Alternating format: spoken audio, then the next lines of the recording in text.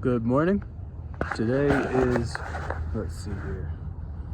Today is Tuesday, October 21st, and I'm back in the Denver area. I had to drive back here to pick up something I ordered on Amazon. I ordered some jets for my CT70 carburetor because it hasn't been running properly in the altitude that I've been in. And interestingly enough, I got the package and it was empty. So still nothing there, but I did order the thing again. So we'll try it a second time. And I'm thinking I'm just gonna try to adjust the air fuel mixture screw on the carburetor and see if I have any luck, because I haven't even tried to do that yet. Anyways, these mountains have been pretty much pretty rough on my van. So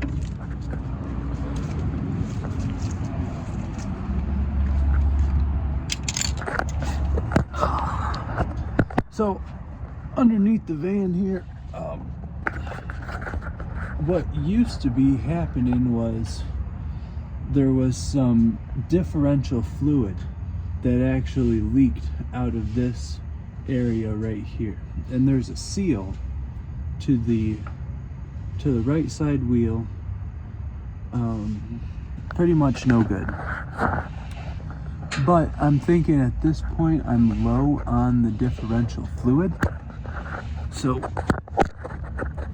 what I did was I went and I got 75W140.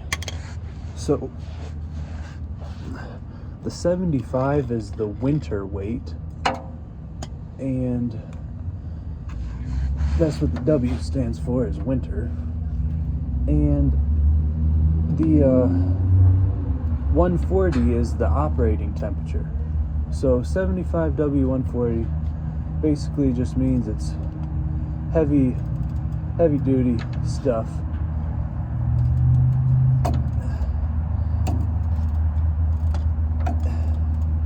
I should have brought a smaller ratchet down.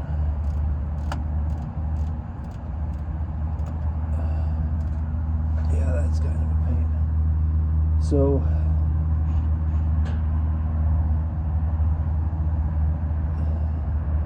for the differential, this is the drain plug, and this stuff smells just putrid, I might add. But you can see I got quite a bit of gunk on there, and you're supposed to be able to dip your pinky in here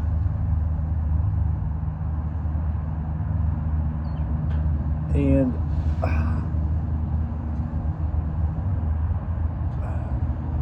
I didn't hit fluid, so I'm low in the differential. That's why we got this. Symptoms of a low differential would be kind of a humming at highway speeds, which I definitely did notice, and I did notice the fluid getting thrown about as well. And the other thing would have to be lack of good fuel economy. So what I'm going to do is I'm going to go grab a paper towel, clean off this magnet, grab some scissors, and snip this cap, and see how we're doing from there. So I initially noticed this leak when I came into Denver, which was actually quite a couple of days ago. And there's quite a good amount of debris on this little magnet here, which is not unusual, but basically look at all this junk here. It's fine to have a little bit of this metallic junk. What you're looking for, like what would be bad, is if there were a ton of chunks, like good sized big chunks.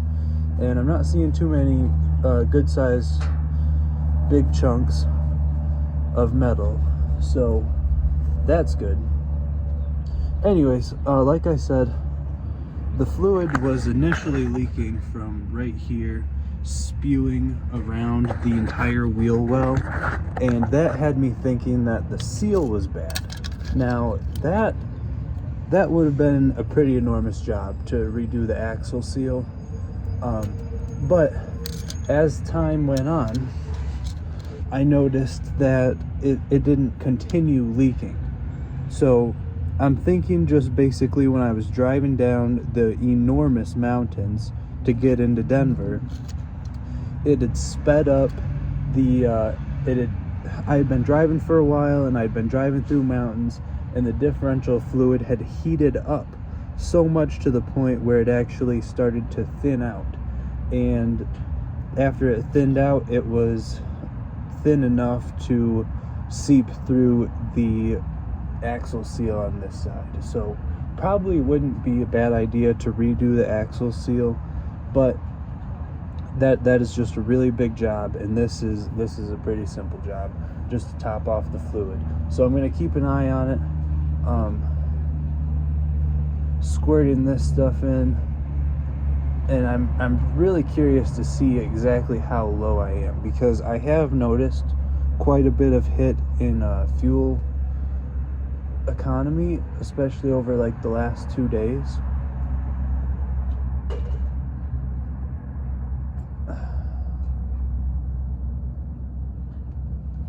So I just did this like not even a full year ago, and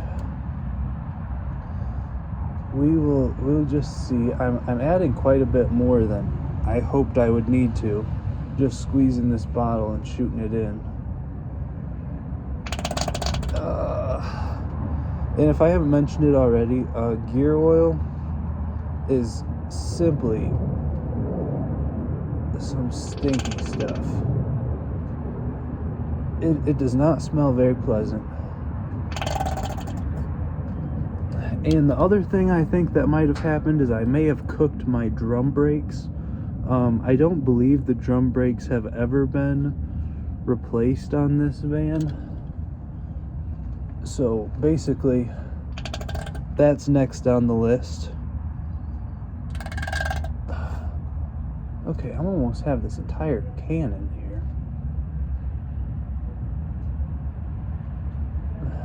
And we're basically going until it leaks out of the little hole, the drain hole, or the fill hole, I mean.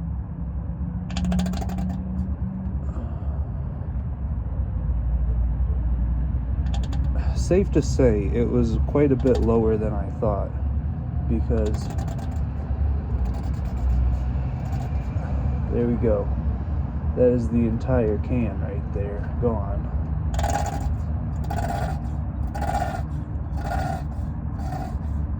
So the reason why I think I cooked my drum brakes are because they got hot a while back when I was driving down a couple mountain passes, and then there was a certain vibration that I was getting at about 30 miles an hour. And the fact that I just put an entire quart of fluid into my differential and it's still not seeping out may be the only issue, because that's a pretty substantial amount of fluid to not have. So I was on my way. Right now I'm on my way to the Harbor Freight parking lot to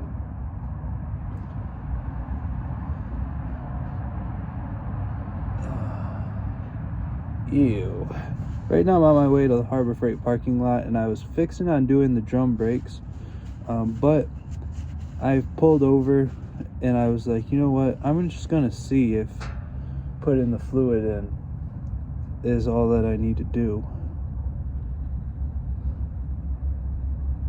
So I think it's actually pretty close to topped up. I think it could still use some more.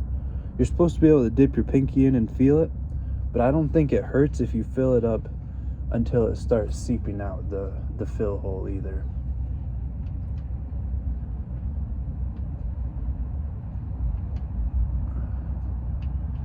Jeez Louise. And Oh, maybe it is seeping out. Okay, so on a differential, it doesn't use a socket. Oh, geez, there was more in there. The differential fill bolt does not use a socket. It uses the open end of, in my case, a 3/8 ratchet. So it's just a square.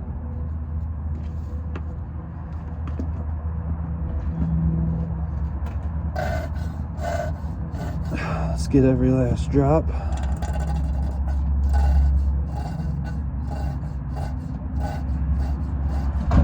And I want to say the fluid I had in previously was 75W90, which was a little less thick at operating temperature than this 75W140. So that's going to have to be good enough.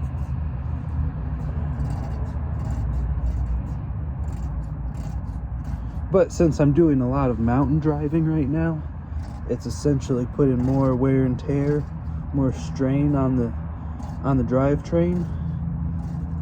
So I'm thinking that this thicker fluid, more heavy duty type of thickness fluid, will be really good for my current situation. Well, I've got some bad news. I took the van on a test drive, and this wheel is hot to the touch. So what that means is essentially something's wrong. So we got new fluid in the differential, and now I'm going to be using this bottle jack to lift the tire. So the advantage to the bottle jack is that it's pretty compact and it fits in the van a lot easier than a floor jack, but the disadvantage would be that it takes forever to crank up.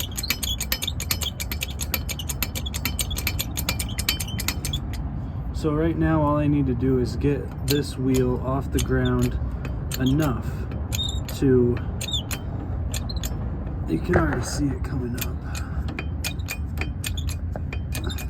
Just need to get it off the ground enough to spin it and see how bad it really is.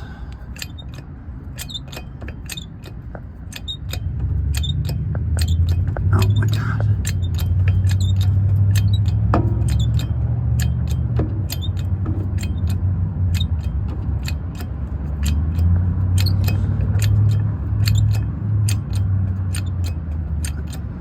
Alright, so just like that, we are off the ground. Oh, God. So the brake's hanging up. Now I'm going to use a 21 millimeter and the breaker bar. Oh.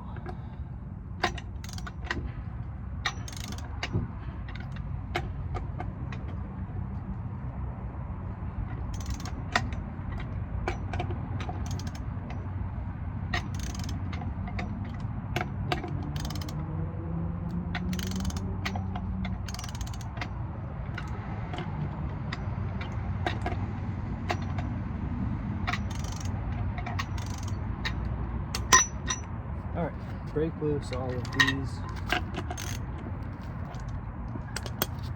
So now I can jack it up and take the wheel off. So the idea here is essentially break the lugs loose with the weight of the vehicle on the tire. That way it doesn't spin when you get it off the ground.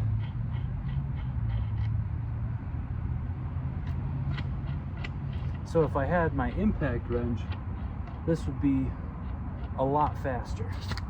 But I decided not to bring my impact wrench because I guess I was just hoping I wouldn't need to do anything related to taking my wheels off, but it's still very possible to do with just the most basic hand tools.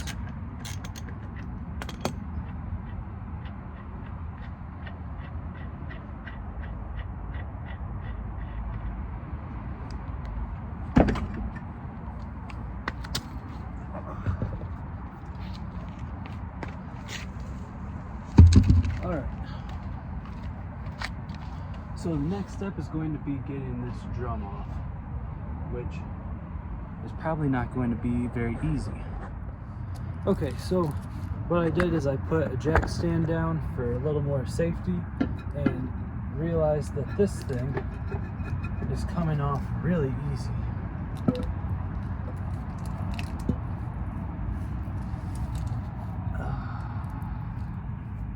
So now we have, so unfortunately there's nothing I can really tell in here that looks horrible.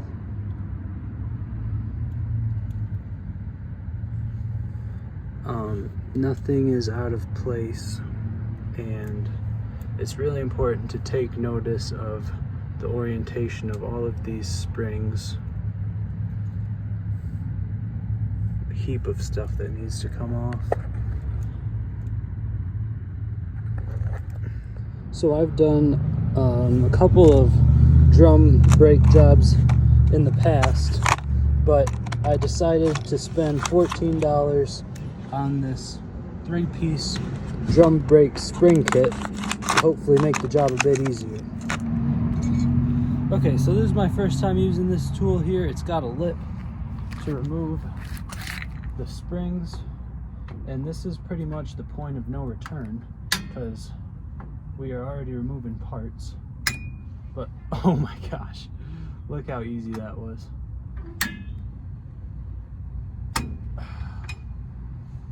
Okay, so these are the old springs, and it's I already took a bunch of pictures, but it's important to kind of lay them out in the order that you take them off in. So with that, now we have the self-adjusting lever, and that comes off pretty easy as well. Get that out of here. And alrighty, so the next thing to remove will be the shoe hold down springs and pins, which are, there's 2 of them, one on each side. And to get these off, you just kind of press them in. Oh jeez, I might need to grab a different pair of pliers. But you press them in, and it's gonna give a little bit of resistance on the other side. Okay, these pliers maybe not ideal. Luckily I got the bigger ones. So you press it in, twist it, comes off like that. Let me get the other side off real quick. And then, so on the inside there's a pin, and you can see that that is thoroughly rusted. I did get a hardware kit, so we're going to be replacing all of this stuff. And the more that you remove in the drum brake assembly, the easier it gets to take off more stuff, because it kind of all relies on each other. So before too long, stuff is just going to start falling off. But that's that. Okay, so at this point I'm pulling the shoes apart, and I'm trying to get this adjusting piece off. These are the 2 pieces I need to keep, so I'm just throwing those aside. And here we have this middle piece here, and that is below the wheel cylinders. It also came with this guy, so leave that right next to that.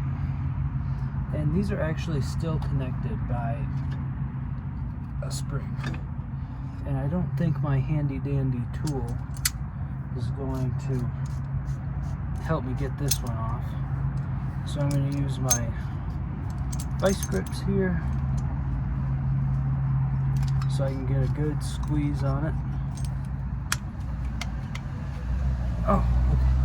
Maybe that's not going to come off as easy as I wanted it to.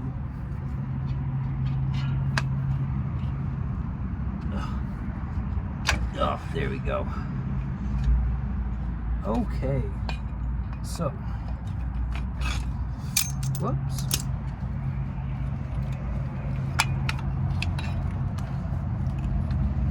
Alright, so what I'm noticing here is that my star adjuster is seized onto this shoe, which is not ideal. This is a separate piece.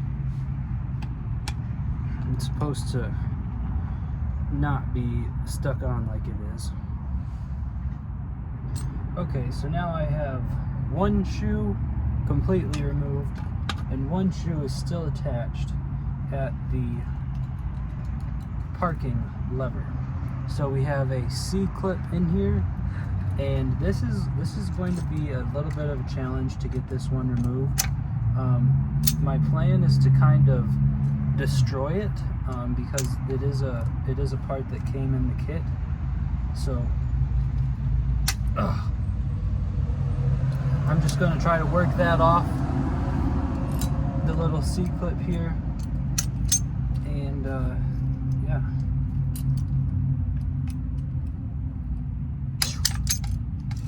By the way, I am in an Advanced Auto Parts parking lot, so if I were to need anything, I'm right here where I can easily access parts. And I even got permission if I could work on this in their parking lot. They said yes, so.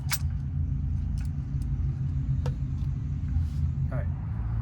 Okay, next step is going to be removing the wheel cylinder, which is only held on by 2 bolts in the back, 13 millimeters. Oh, and they're on there. They're on there pretty good. Alright, I thought I could get it done with my little 1/4-inch ratchet, but I got a 3/8 long one, so makes pretty quick work of anything. Pretty tight. And I can definitely see a bit of leakage going on at this axle seal here. So I'm going to have to make a decision really quick on what I'm going to do about that.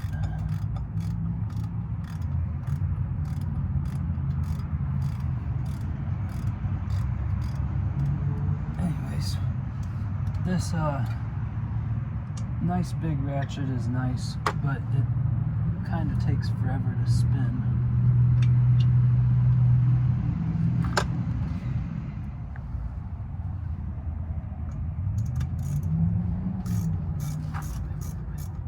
Should start to see it come loose pretty soon here. Okay, here we got one of the 13 millimeters.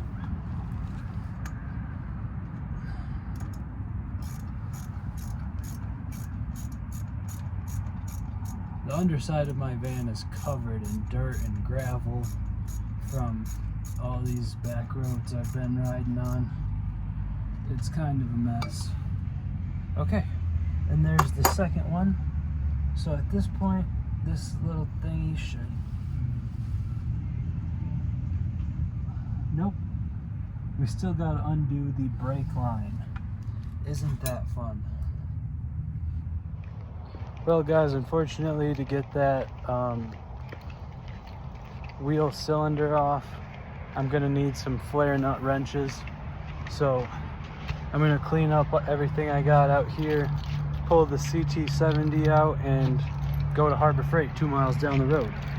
Probably should have done it in their parking lot to begin with, but good thing I got the CT70 to get me 2 miles down the road pretty quick. Okay, so trip to Harbor Freight. I got myself some flare nut wrenches and Now I am just about got the brake line off of this driver's side wheel cylinder. So I'm losing brake fluid at this time, which is not ideal because in order to bleed the brakes, I'm going to have a second person. And that is just not ideal. Because then somebody's effectively going to need to be in my van, or I'm going to have to trust them to be able to open and close this valve on the wheel cylinder properly. So either way, hopefully somebody comes along sooner than later. But I can put everything back together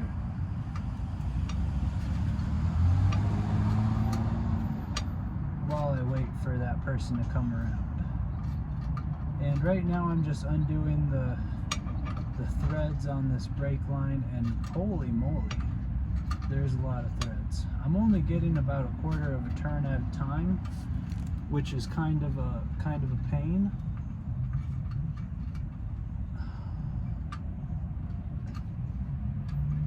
Okay, so we got that off. Now we're losing brake fluid, and this thing should be coming off. I don't really understand why it's not.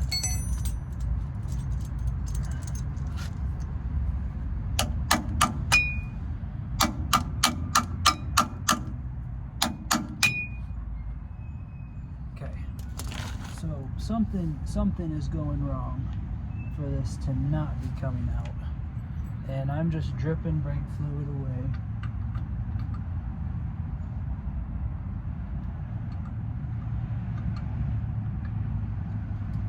But I do have the line off. So I went in my toolbox, I grabbed a flathead screwdriver and successfully pried the wheel cylinder out. So at this point, I need to clean everything thoroughly well and begin reassembly. Looks like there was a spider web with some kind of eggs. That's not a very good place for you guys to be living.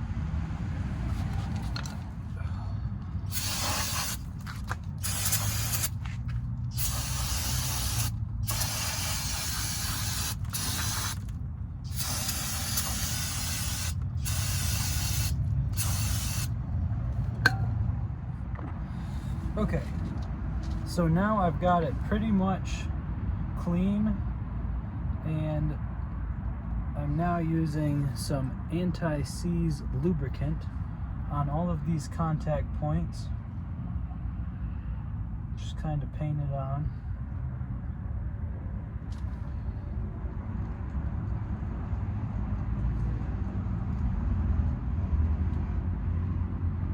You definitely don't need too much of this stuff. It's basically just to make it easier to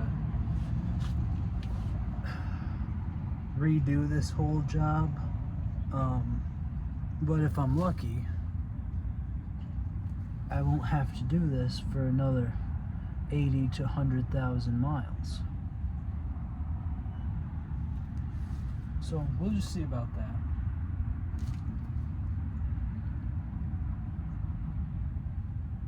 Okay. So it looks like there's 6 contact points cleaned and lubricated. Now I need to install the new wheel cylinder. So I got 2, and they pretty much, there's one for each side. So this one is not the one. There we go.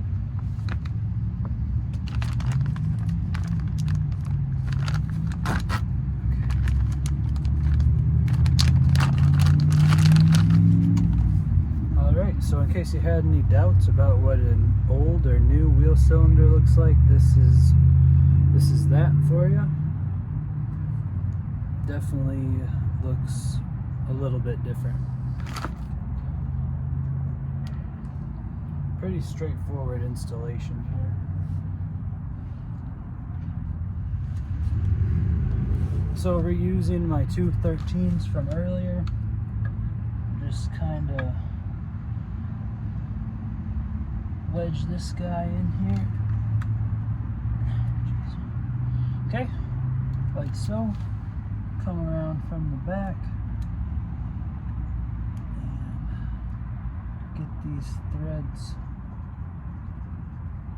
get these threads going.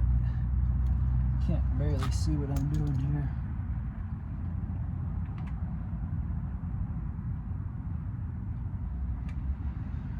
Jeez.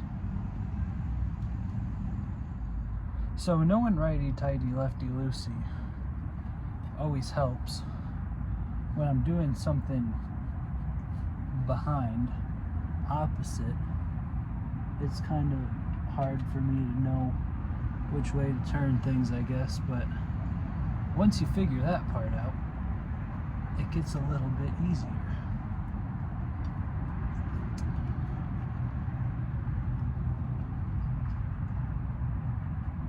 So it's pretty easy to tell when they start threading in.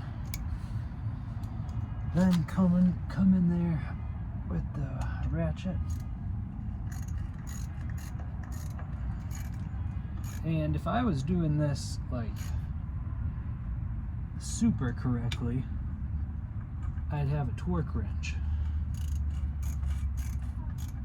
But I don't have one of them.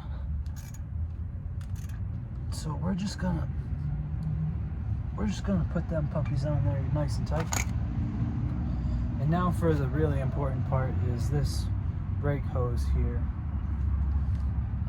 I've lost plenty of fluid at this point. And oh man. Oh Jesus. Okay, so this thing seems stuck. Let me mess. Alright, so as painful as that was, the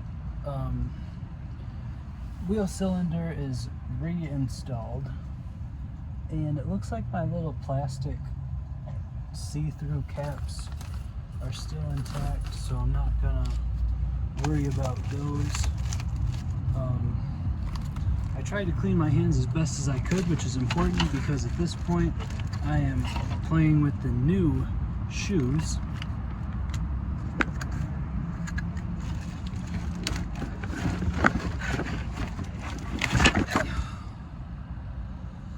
So now I just need to figure out which one goes where. And this is the part where I need to consult those pictures I took earlier. Alright, so at this point I'm starting to regret my decision to do this myself. But we are in the reassembly stage, so let's continue.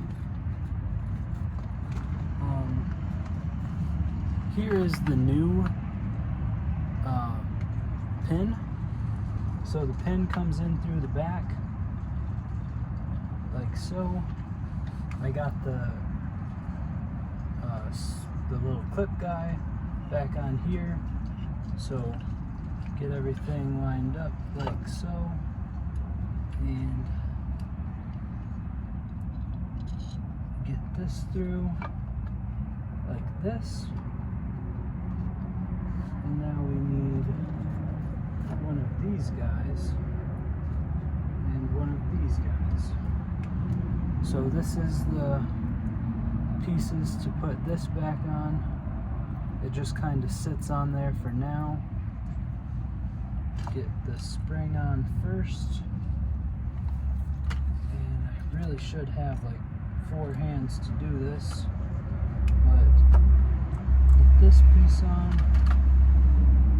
Grab it with the pliers. Now, the pin in the back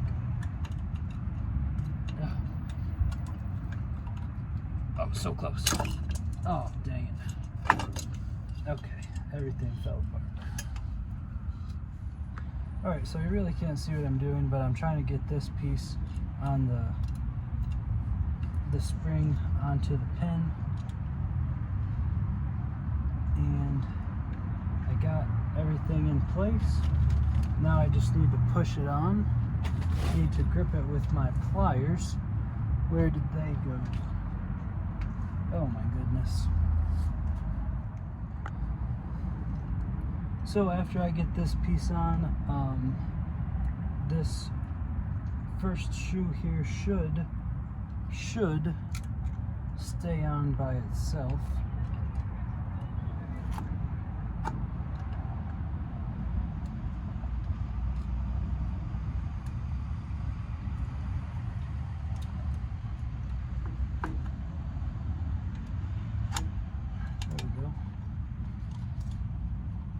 Oh man, so close again.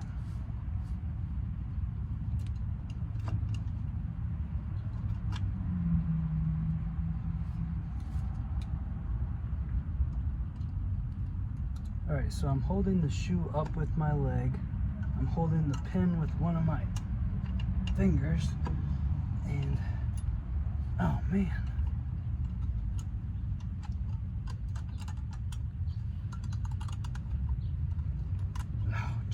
So close.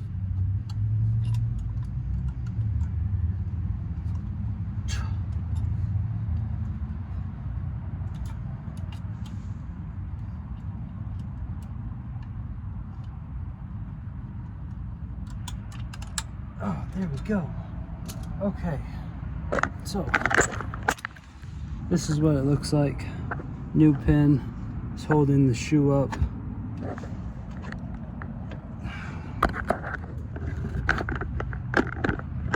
Alright guys, I'm definitely feeling like I'm fighting a losing battle right now, but ever so slowly I'm inching through this job. So far I've got a new wheel cylinder on, I've got the new shoes hanging there on their own accord. I have the retaining pins and springs in.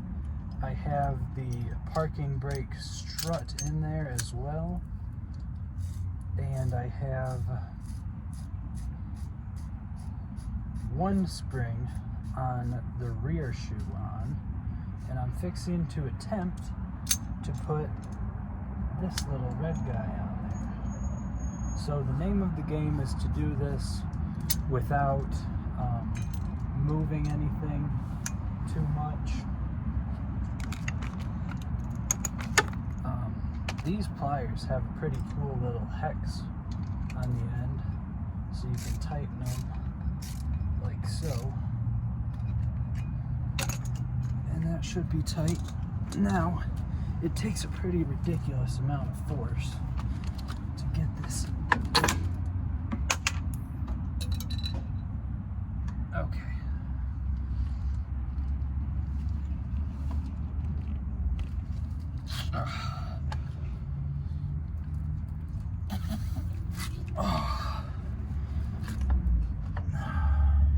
And my retaining spring came off, so I probably shouldn't even worry about this right now. Alright, so the little cap here went flying, and I didn't see where it landed, so I'm going to reuse the old piece for that. I hope that's okay. But as of right now, everything is kind of where it's supposed to be. So I'm gonna go ahead and yank on this spring. Oh my gosh.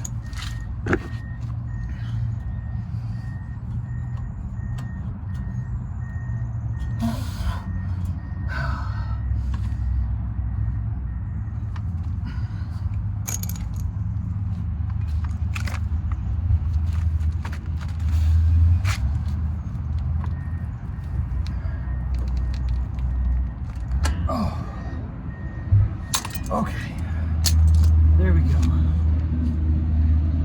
So that's 2 springs on.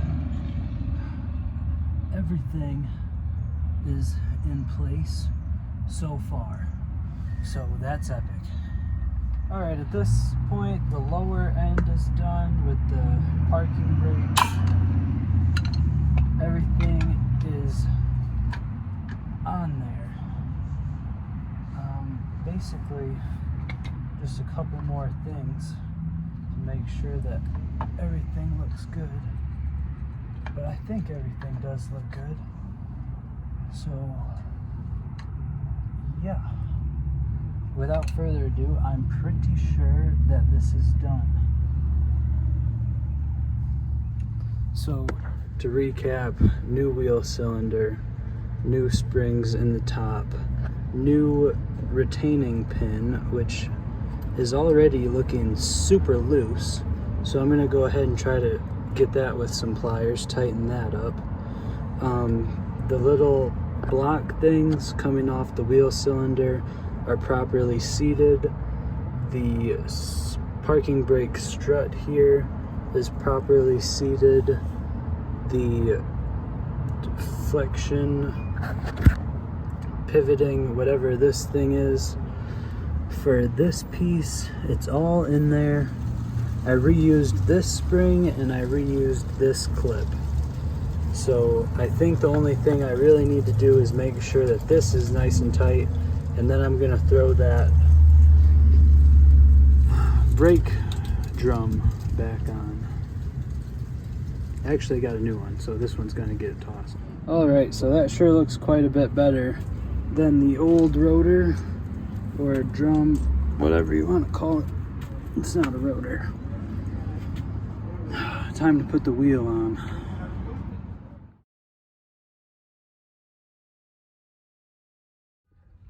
Well guys, the second side was pretty much exactly the same as the first side.